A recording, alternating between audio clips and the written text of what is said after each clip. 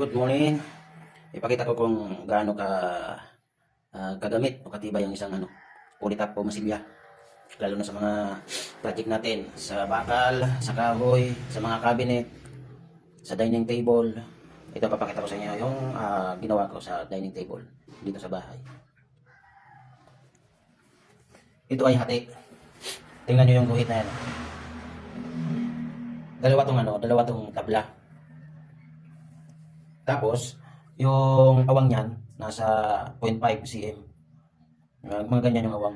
So, ang ginawa ko dyan, para makita lang na buo.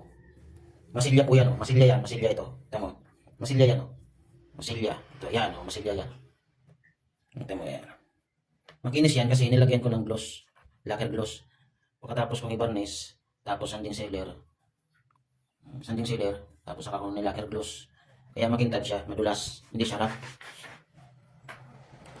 Siyempre, makailang liha-liha ka muna bago mo yan talaga mapa-smooth. Ito nga, may mga rough pa.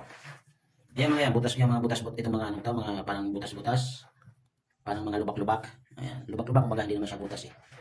Ang nagdala niyan, yan, tulad niyan. Ang nagdala niyan ay yung Polytop o masilya. Tulad niyan, tulad niyan. Yan. Hindi mo mahalata na masilya yan, na parang dala pa rin ng kahoy, ito mo. Papakita ko sa inyo na talagang yan, hati yan, tingnan mo, hati. Hati yan. Ayan hindi ko na yan minasilya kasi sa ilalim din naman yan. Tsaka table ko na rin to. Pero kung papagawa nito, may magpapagawa, siyempre mamasilyahan ko yun kasi para malinis.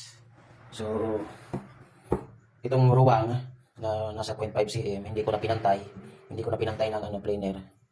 Ito ay, ang nagdala nito ay yung masilya, yung Polytop. Yan.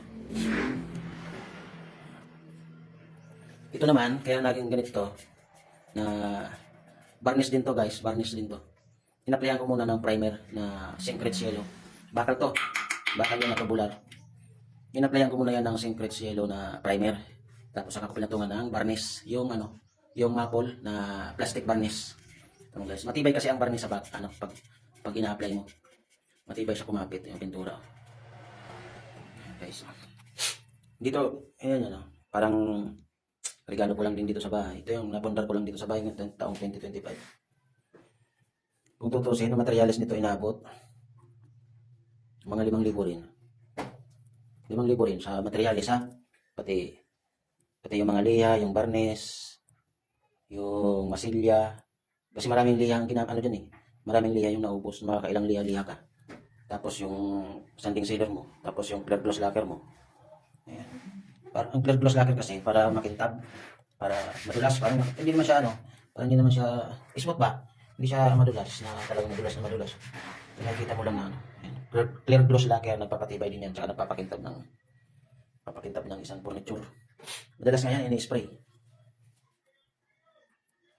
O yan, yung ginawa ko rin to. Matagal na to. In-applyan ko lang din ng varnish ulit. Varnish ko ulit. Tsaka yan, istante Bye-bye. Binarnish ko din yan. Matibay kasi ang varnish, saka hindi agad ng hanay ng bukbok. Ayan guys.